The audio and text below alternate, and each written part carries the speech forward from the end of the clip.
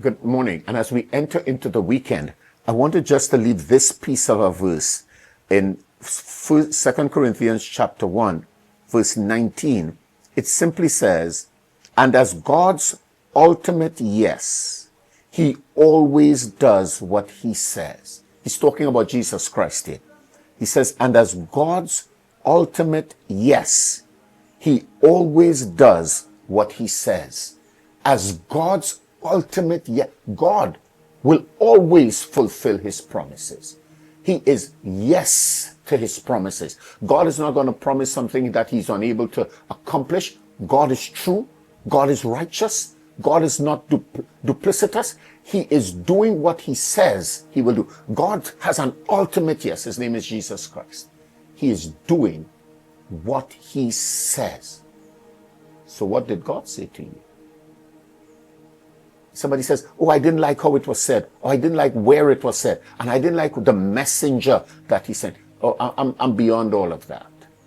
I'm simply asking, what did God say? Did he say something meaningful? Did he give a word that was correct? Did God put you in a situation and commissioned you, launched you into that area? And now you're saying, I'm struggling because I don't like it here? Okay. God is saying yes, because God always does what he says. So if God promised the mountain will move, the mountain will move. And if God promised that the sea will dry up and the river will dry up, the river will dry up. And if he says there'll be no rain, there will be no rain. But if he's also said, you're going to go through and make meaningful results from where you are without the condition experiencing significant change. He will prosper you. He will bless you. He will cause you to be impactful. He will give you wisdom and grace.